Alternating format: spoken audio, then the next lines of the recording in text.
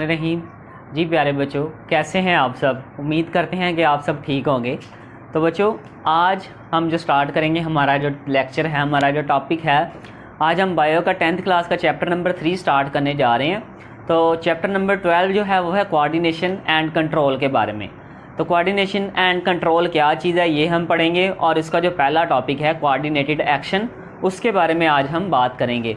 तो आइए सबसे पहले देखते हैं कि कोऑर्डिनेशन क्या होता है और कंट्रोल क्या होता है, इसकी डेफिनेशन। तो सबसे पहले जो है कोऑर्डिनेशन एक इस तरह का मैकेनिज़्म है जिसके अंदर बॉडी के डिफरेंट पार्ट्स मिलकर टुगेदर वर्किंग, इकट्ठे होकर मिलकर क्या करते हैं, वर्किंग करते हैं और परफॉर्म करते हैं स्पेसिफिक टास्क या स्पेसिफिक फंक्शन वगैरह। Body different parts work together to perform specific task। मुख्तलिफ़ किस्म के वो फंक्शन करते हैं। अब कौन से मुख्तलिफ़ किस्म के फंक्शन, कुछ एग्जांपल्स देखते हैं। जैसे कि हमारी बॉडी के अंदर जो हार्ट है वो हार्ट बीट प्रोड्यूस करवाता है। दूसरे नंबर पे जो लंग्स हैं वो ब्रीथिंग और रेस्पिरेशन वगैरह। उसके बाद हमारी बॉडी के अंदर कुछ डिफरेंट ऑर्गन्स हैं, वो ब्लड प्रेशर को मेंटेन करते हैं, और इस तरह से जो एक्स्ट्रा हीट होती है उसको हमारी बॉडी स्वेट के थ्रू रिलीज़ करती है और उसको मेंटेन करती है, हीट को, हीट मेंटेनेंस। तो इस प्रोसेस को हम बोलते हैं कोऑर्डिनेशन। दूसरे नंबर पे जो दूसरी टर्म है वो है कंट्रोल।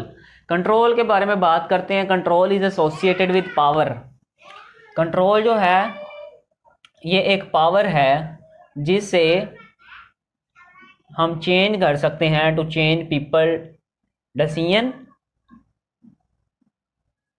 एंड डिफरेंट फंक्शंस जो हैं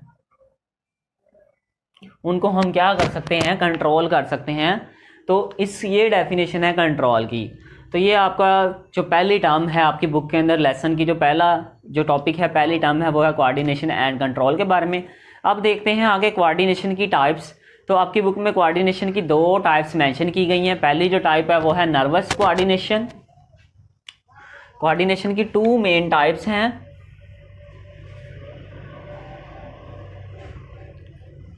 फर्स्ट जो इम्पोर्टेंट जो कोऑर्डिनेशन है वो है नर्वस कोऑर्डिनेशन, और सेकंड नंबर पे जो दूसरी कोऑर्डिनेशन की टाइप है वो है केमिकल कोऑर्डिनेशन।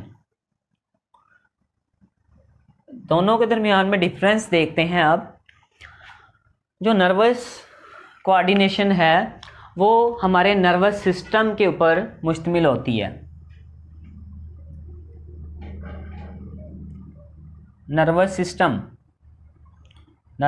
में हमारी बॉडी के अंदर जो ब्रेन है एंड स्पाइनल कॉर्ड है, जो वो इसके ऊपर मुश्तमिल होते हैं। और सेकंड नंबर पे जो केमिकल कोऑर्डिनेशन है ये ब्रॉट अबाउट मैनी केमिकल्स, बहुत सारे केमिकल्स के ज़रिए से होती है, और ये एंडोक्राइन सिस्टम के ऊपर मुश्तमिल होती है। Chemical coordination is depend upon endocrine system.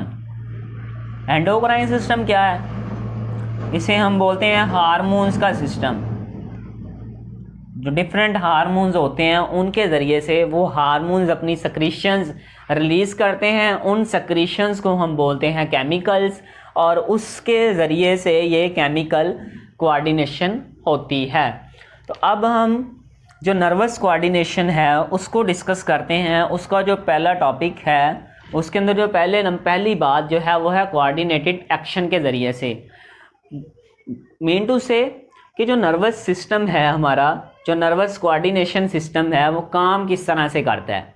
तो वो किस तरह से काम करता है उसे हम बोलते हैं कोऑर्डिनेटेड एक्शन। उस नर्वस जो है कोऑर्डिनेटेड एक्शन जो सिस्टम है उसके 5 मेन स्टेप्स होते हैं, 5 मेन कंपोनेंट्स हैं। उनको अब हम डिस्कस करते हैं जो कि एक इंसान के अंदर, एक ह्यूमंस के अंदर प्रेजेंट होते हैं।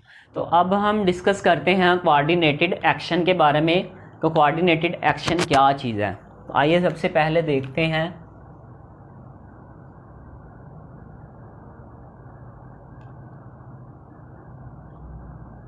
कोऑर्डिनेटेड एक्शन में हम देखेंगे कि जो हमारा नर्वस सिस्टम है वो काम कैसे करता है। How our nervous system works, हमारा नर्वस सिस्टम किस तरह से काम करेगा। कोऑर्डिनेटेड जो एक्शन है उसके 5 मेन कंपोनेंट्स हैं। ये 5 मेन कंपोनेंट्स के ऊपर डिपेंड करता है, 5 मेन कंपोनेंट्स के ऊपर मुश्तमिल होता है। तो सबसे पहला जो कंपोनेंट है वो हम देखते हैं, उसका नेम है, जो पहला कंपोनेंट है उसे हम बोलते हैं स्टिमुलस।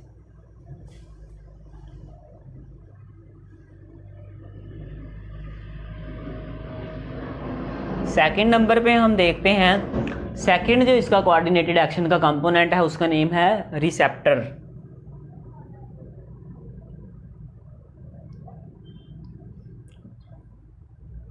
सेकंड नंबर पे रिसेप्टर्स। नंबर थर्ड पे कोऑर्डिनेटर।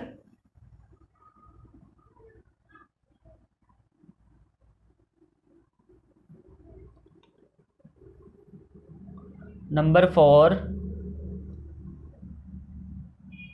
फोर पे इफेक्टर।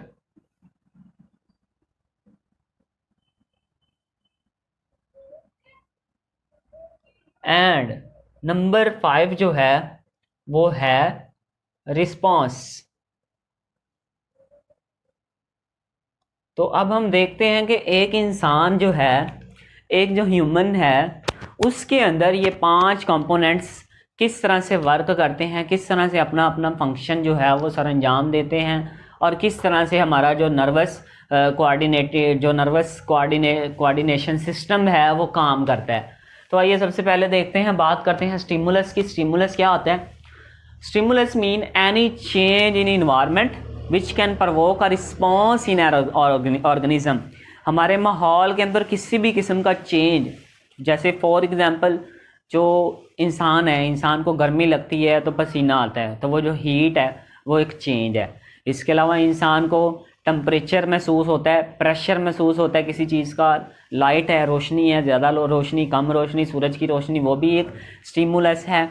उसके बाद कोल्ड, सर्दी लगती है इंसान को, वो भी साउंड वेव्स, आवाज़ की जो लहरें होती हैं वो भी इंसान को महसूस होती हैं, तो वो उनकी मौजूदगी वो भी स्टिमुलस में आती हैं। और प्रेजेंस ऑफ केमिकल्स, हमारे नाक के ज़रिए से जो हम केमिकल सूंघते हैं वो भी क्या चीज़ है, वो भी एक केमिकल जो है, ये केमिकल्स वगैरह वो भी एक स्टिमुलस है। माइक्रोबियल इन्फेक्शंस और जितने भी किस्म के जरासीम हैं, माइक्रोब्स हैं, वायरस, बैक्टीरिया, वो भी क्या हैं, ये सारे के सारे क्या हैं, स्टिमुलस है। तो स्टिमुलस की डेफिनेशन, एक लाइन की डेफिनेशन है, any change in environment which can provoke a response in organism.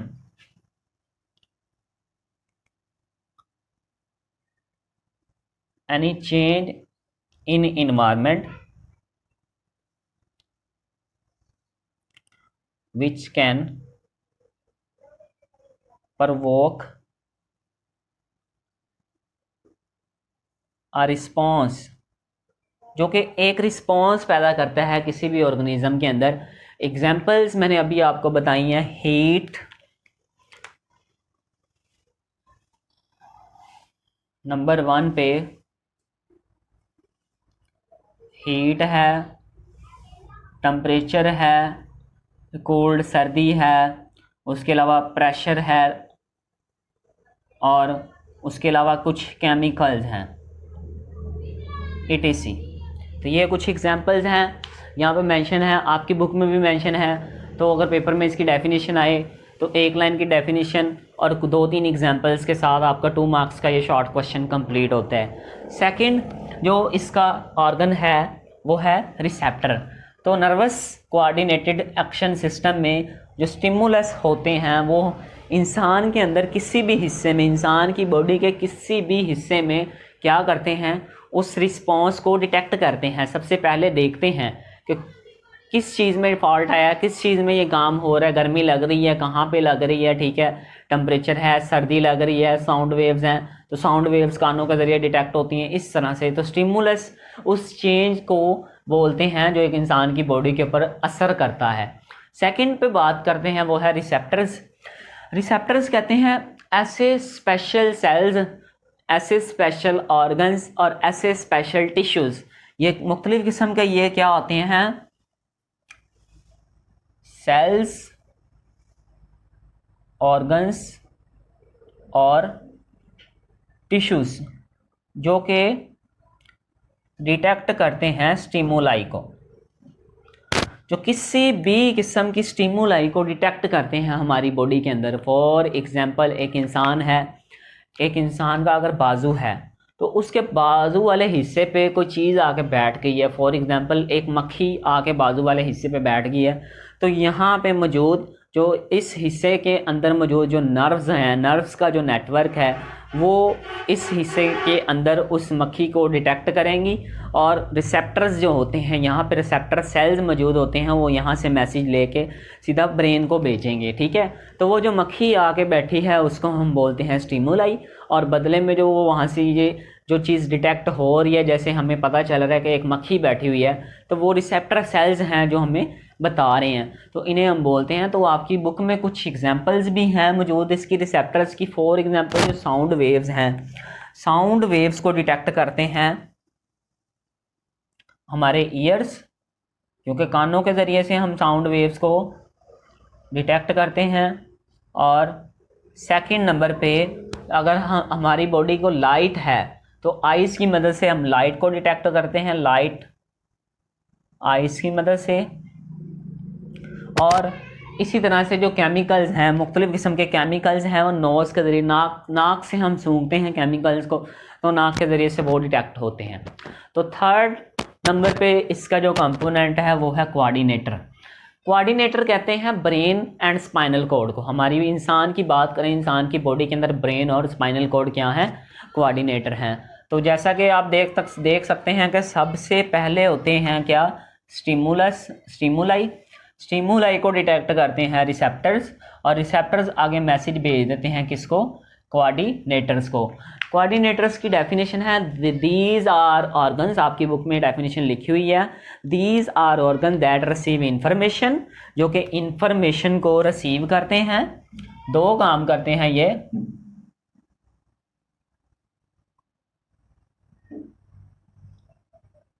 Receive information and second number पे और सेंड मैसेज टू ब्रेन। तो send message to brain and spinal cord, या proper किसी organ को ये message send करेंगे ताकि आगे से कोई प्रॉपर फंक्शन हो सके, कोई प्रॉपर ऑर्गन है वो फंक्शन कर सके। तो इंसान के अंदर मौजूद, इंसान की बॉडी के अंदर मौजूद इसकी जो एग्जांपल्स आती हैं वो है, कोऑर्डिनेटर के तौर पे जो एक्ट करता है वो ब्रेन प्लस स्पाइनल कॉर्ड है। हमारी बॉडी के अंदर जितनी भी किस्म की वर्किंग है वो ब्रेन कंट्रोल करता है, और आगे जो स्पाइनल कॉर्ड है वो उसको क्या करता है, आगे मैसेज को भेजता है। कहाँ पे, वो आगे मैसेज भेजेगा इफेक्टर्स को। तो वो जो इफेक्टर्स होते हैं वो आगे एक पार्टिकुलर रिस्पॉन्स पैदा करते हैं। तो ये यहाँ तक था कोऑर्डिनेटर। चौथे नंबर पे देखते हैं हम किसको, इफेक्टर्स को। तो कोऑर्डिनेटर आगे मैसेज भेजता है इफेक्टर्स को। तो इफेक्टर्स क्या होते हैं, effectors these are those parts that receive message from coordinators and produce particular response। ये यहाँ से मैसेज लेते हैं कोऑर्डिनेटर से, तो और बदले में क्या करते हैं, प्रोड्यूस रिस्पॉन्स, और बदले में ये एक पार्टिकुलर, एक खास किस्म का रिस्पॉन्स पैदा करते हैं। और ये जो रिस्पॉन्स है यहाँ पे जब जाता है तो ये रिस्पॉन्स आगे मुश्तमिल होते हैं कुछ बॉडी के डिफरेंट पार्ट्स के ऊपर। तो इफेक्टर में हम देखते हैं कि ये किस तरह से रिस्पॉन्स पैदा करते हैं। तो स्टूडेंट्स, इफेक्टर जो होते हैं नर्वस कोऑर्डिनेशन के अंदर, नर्वस कोऑर्डिनेशन सिस्टम पढ़ रहे हैं हम, तो नर्वस कोऑर्डिनेशन सिस्टम के अंदर बहुत सारी न्यूरॉन्स होती हैं, मैनी न्यूरॉन्स। जो बहुत सारी न्यूरॉन्स होती हैं ये बॉडी के अंदर ब्रीक थ्रेड लाइक स्ट्रक्चर्स हैं जो बॉडी के एक एक हिस्से में प्रेजेंट होती हैं, और हर हिस्से में मौजूद हमारी बॉडी के ऊपर कुछ भी हो रहा हो, अगर कोई भी डिफेक्ट आ रहा हो हमारी बॉडी के ऊपर, किसी भी किस्म का कोई किसी चीज़ का हमला हो गया या कोई इफेक्ट आ रहा है, उसके बारे में ये हमें क्या करती हैं, बताती हैं। तो in nervous coordination many neurons carry message from coordinator to muscles and glands which act as effectors. तो नर्वस कोऑर्डिनेशन सिस्टम में बहुत सारी न्यूरॉन्स मैसेज को लेती हैं, यहाँ से कोऑर्डिनेटर से मैसेज को लेती हैं और आगे ये भेजती हैं particular organs, particular parts of body. Parts of body mean कि कुछ मसल्स को भेजती हैं। तो रिस्पॉन्स में कुछ आते हैं मसल्स वगैरह प्लस कुछ ग्लैंड्स। वो मसल्स और वो ग्लैंड्स क्या काम करते हैं, मसल्स आगे अपना काम करते हैं। फॉर एग्जांपल, जैसे कि मैंने आपको शुरू में बताया, अगर आपकी बॉडी है, बॉडी के किसी हिस्से पे कोई चीज़ आके बैठ जाती है, अगर ये मैंने फॉर एग्जांपल बोला ये मेरा हैंड है, बाजू है, तो इस हिस्से के ऊपर आर्म जो है इस हिस्से के ऊपर बैठ कोई मक्खी आके बैठ गई है, तो ये जो मक्खी बैठी है यहाँ पे वो स्टिमुलाई है। यहाँ से जो चीज़ इसको डिटेक्ट कर रही है वो रिसेप्टर सेल है। रिसेप्टर सेल आगे मैसेज लेके जा रहे हैं कहाँ तक, ब्रेन तक। ब्रेन आगे कोऑर्डिनेटर है, ब्रेन हमें बताएगा क्या चीज़ बैठी है, और ब्रेन आगे से क्या करेगा कि मैसेज भेजेगा किसको, इफेक्टर्स को, और इफेक्टर्स आगे मैसेज भेजेगा किसको, इसी मसल को दोबारा। इस मसल को जब मैसेज आएगा तो आप फ़ौरन से क्या करोगे, इसको ऐसे करोगे ताकि वो क्या चीज़ है, जो चीज़ बैठी है वो यहाँ से उड़ जाए या किसी तरह से उस चीज़ से छुटकारा हासिल हो जाए। और जो रिस्पॉन्स पैदा हो रहा है वो कौन रिस्पॉन्स पैदा करवा रहा है, वो मसल्स रिस्पॉन्स पैदा करवा रहे हैं। तो यहाँ पे आपकी बुक में लिखा हुआ है रिस्पॉन्स की definition, on receiving message from coordinators. Coordinator से मैसेज रिसीव होने के बाद जो रिस्पॉन्स होते हैं, ये रिस्पॉन्स क्या करते हैं, परफॉर्म एक्शंस। ये रिस्पॉन्स क्या करते हैं, परफॉर्म एक्शंस। ये कोई ना कोई काम करते हैं। फॉर एग्जांपल, एक छोटी सी एग्जांपल आपकी बुक में है कि जब भी हम किसी भी गर्म चीज़ को छू लेते हैं तो पुल कर लेते हैं हम, pulling of our hand from touching a hot object. किसी भी हम गर्म चीज़ को छू लें तो हम फौरी अपना हाथ वापस खींच लेते हैं फ़ौरन से। तो वो जो हम फ़ौरन अपना हाथ वापस खींच रहे हैं उसको बोलते हैं रिस्पॉन्स। और दूसरी एग्जांपल आपकी बुक में स्टूडेंट्स जो लिखी गई है वो है कि जो सनफ्लावर जो है, जिस वे में सनफ्लावर प्लांट है, वो सूरज की जो रोशनी होती है उस वे में उसका माउथ उसी वे में होता है। अगर सूरज की रोशनी इस साइड पे हो तो क्या हो जाएगा, उसका माउथ इस साइड पे हो जाएगा। अगर सूरज की रोशनी उस साइड पे है तो उसका माउथ उस साइड पे हो जाएगा। मतलब कि सूरज जो सनफ्लावर का जो प्लांट है, वो पौधे जितने भी किस्म के हैं वो सूरज की रोशनी की मदद से एक्टिव हालत में आते हैं, और सूरज की रोशनी नहीं होगी तो वो दोबारा अपनी डिम हालत में वापस चले जाएंगे। तो ये भी एक दूसरे नंबर पे रिस्पॉन्स है जो कि सनफ्लावर लाइट की मदद से पैदा होता है। तो जी स्टूडेंट्स, ये आपका टॉपिक है। यहाँ तक पहला इसका जो कंपोनेंट था हमने डिस्कस किया वो स्टिमुलाई, रिसेप्टर, कोऑर्डिनेटर, इफेक्टर और रिस्पॉन्स। और यहाँ तक ये एक इंसान जो है, इस तरह से उस इंसान के अंदर सारे बॉडी के मुख्तलिफ पार्ट्स वर्किंग कर रहे होते हैं और मुख्तलिफ ग्लैंड्स उसके वर्किंग कर रहे होते हैं, और मुख्तलिफ ग्लैंड्स और मसल्स और हार्मोन्स और सारा सिस्टम मिलके इकट्ठा एक दूसरे के साथ मिलके काम कर रहे होते हैं। तो स्टूडेंट्स, इससे हम कहते हैं कोऑर्डिनेटेड एक्शन। तो ये वाला टॉपिक जो है आपको शॉर्ट क्वेश्चन के लिए भी इंपॉर्टेंट है और लॉन्ग क्वेश्चन के लिए भी इंपॉर्टेंट है। इस टॉपिक में से कुछ शॉर्ट क्वेश्चन जो हैं एग्जाम बोर्ड के एग्जाम्स में पूछे जाते हैं। तो स्टूडेंट्स, ये आज का हमारा टॉपिक है। तो उस नेक्स्ट स्टूडेंट्स हम इसके बाद हम बात करेंगे हमारे अगले टॉपिक के बारे में जो होगा नर्व्स के बारे में, न्यूरॉन्स के बारे में। तो जी स्टूडेंट्स, यहाँ तक हमें दें इजाज़त, और स्टूडेंट्स बेस्ट ऑफ लक।